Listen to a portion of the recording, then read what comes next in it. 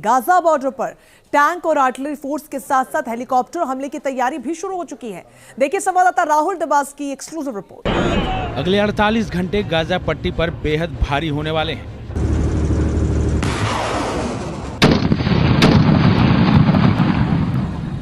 Israel और America ने मिलकर हमास का वजूद मिटाने की तैयारी कर ली है।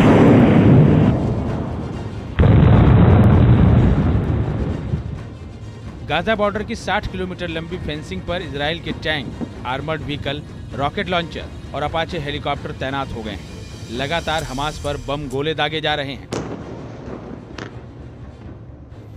भूमध्य सागर की तरफ से भी इजराइल की नेवी और अमेरिका की नौसेना ने मोर्चा बना लिया है। इजराइल ने जो घेरा बनाया है उसे इस मैप के जरिए आप समझ सकते हैं। गाजा पट्टी की पूरी फेंसिंग पर इजरायली आर्मी तैनात हो गई है, तो भूमध्य सागर की तरफ से अमेरिका की नौसेना और इजराइल की नेवी मौजूद है।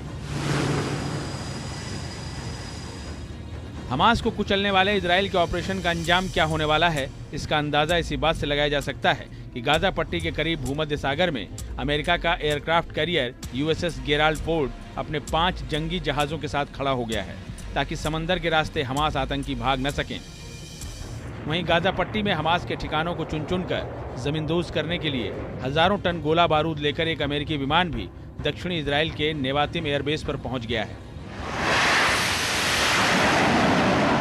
जानकारी के मुताबिक इजराइल ने अब गाजा पट्टी में घुसकर हमास के खिलाफ ग्राउंड अटैक की तैयारी शुरू कर दी है। गाजा बॉर्डर पर इजराइल के 3 लाख सैनिकों ने हमास को घेर कर मारने का बंदोबस्त कर लिया है। तो यहाँ पे आप देखिए कि किस तरीके से जली हुई, मुकेश दिखाइए कि यहाँ पे जली हुई गाड़ियाँ नज़र आएंगी। और ये आज सुबह की घटना है। सुबह जो लोग इसी तरीके से कुछ पल पहले बंकर में नहीं पहुँच पाए, वो रॉकेट के शिकार हुए हैं। देखिए कि हमें पता नहीं चल रहा है कि गाड़ी किस कंपनी के, किस मॉडल की है, यहाँ तक कि किस कलर की है। सब कुछ सुहा हो चुका है, ये नज़र आ रहा है। और ये वो बंकर है जहाँ पे आपको यूएसए नज़र आएगा, इज़राइल या ज्यूज़ लव यूएसए यहाँ पे लिखा हुआ है।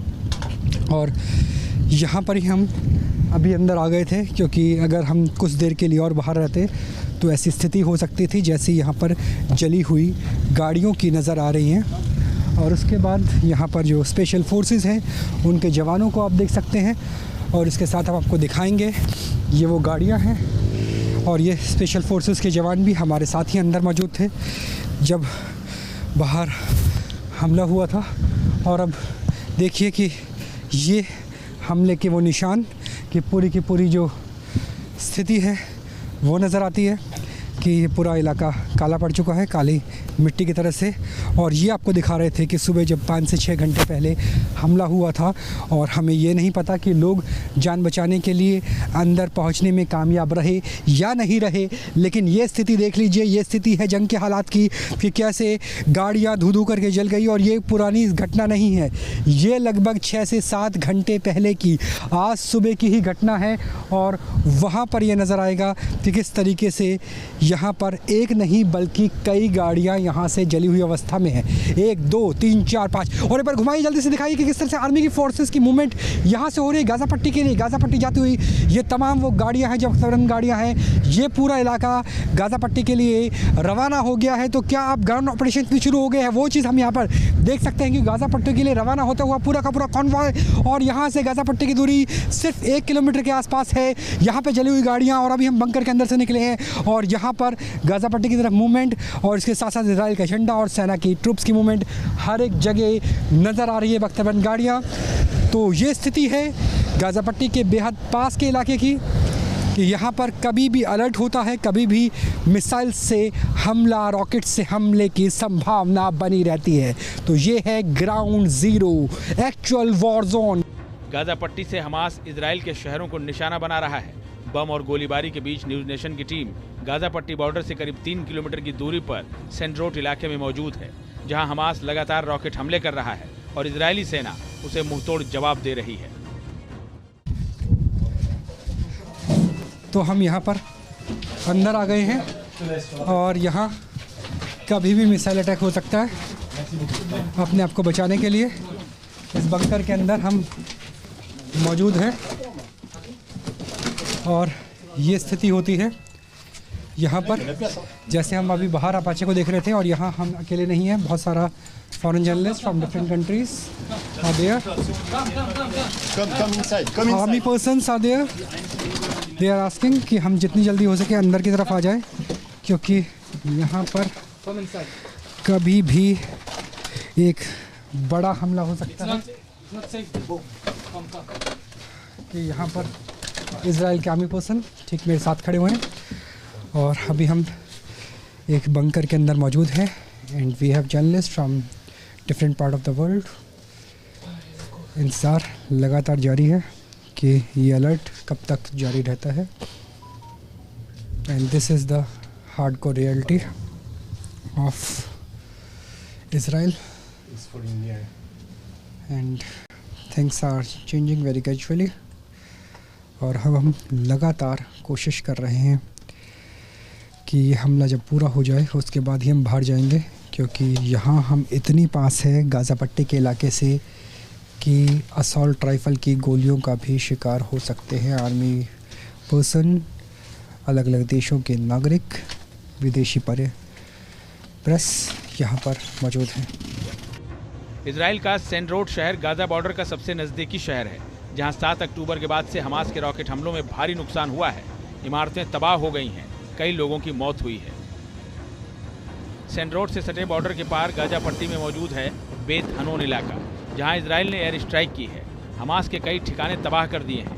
वहीं इस्लामिक यूनिवर्सिटी समेत रीमल का पूरा इलाका इजराइल ने एयर स्ट्राइक करके खंडहर बना दिया है। देखिए, फिलहाल हम गाज़ा पट्टी से लगभग 3 किलोमीटर की दूरी पर है और हमें आगे जाने से फोर्सेस ने रोक दिया है। उनका कहना है आगे वो शूटर्स मौजूद है, स्नाइपर्स मौजूद है, जो अगर हम आगे जाएंगे तो निशाना बनाया जा सकता है हमें। इसी वजह है कि सबसे पहले एयर स्ट्राइक होगी, यहाँ पर हेलीकॉप्टर्स के ज़रिए कुछ ही देर के बाद एयर स्ट्राइक की जाएगी और उसके बाद ही जब वो शूटर्स न्यूट्रलाइज हो जाएंगे, उन्हें मार दिया जाएगा आतंकवादियों को, तब हम आगे जा सकते हैं। यहाँ की अगर बात करें तो अधिकांश लोग अपने घरों के अंदर हैं और नीचे आप देख सकते हैं कि नीचे हम बिल्कुल बंकर के पास है, क्योंकि जहां हम मौजूद हैं यहां से हमें बहुत ज़्यादा बचने का मौका नहीं मिलेगा। यहां से हमारे पास 5 से 7 सेकंड ही होंगे जब सायरन बजेगा। जैसे ही अटैक होता है हम बंकर में चले जाएंगे। इसके आगे एक हाईवे है जो 2 किलोमीटर तक जाएगा, उसके आगे पगडंडी का रास्ता है जो गाज़ा पट्टी जहां से हमें नजर आ सकती है। फिलहाल अगर इमारतों को एक बार दिखाइए मुकेश जी, कि इन इमारतों में अब इक्का दुक्का लोगों को छोड़ के बाकी कोई नहीं रहता। ये पूरा का पूरा शहर ऐसा है जो सुनसान वीरान हो चुका है और जिस तरीके से हमने देखा तस्वीरों में कि महिलाओं को और बच्चों को आतंकवादियों ने अपने निशाने पे लिया, इससे खौफ है और खौफ है गाज़ा पट्टी के आसपास के पूरे इलाके में। और यही वजह है कि लगभग 90% या उससे भी ज़्यादा लोग इस जगह को छोड़कर चले गए हैं और यही आतंकी चाहते हैं, हम क्या चाहते हैं कि गाज़ा पट्टी का आसपास का इलाका पूरी तरीके से इजरायली लोगों से खाली करा लिया जाए। इसके पीछे वजह क्या है?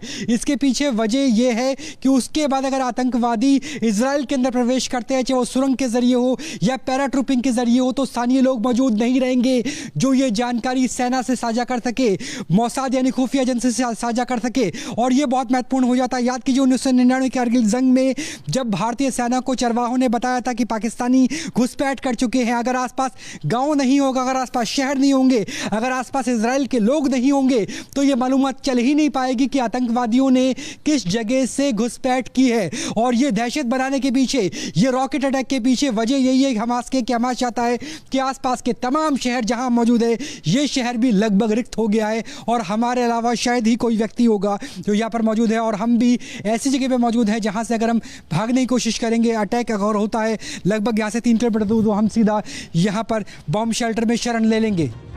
इजराइल ने अब तक हमास के 1500 आतंकियों को मार गिराने का दावा किया है, जबकि गाज़ा पट्टी में 800 से ज्यादा ठिकाने तबाह किए हैं। माना जा रहा है कि अगले 48 घंटे में गाज़ा पट्टी में और ज्यादा तबाही मच सकती है।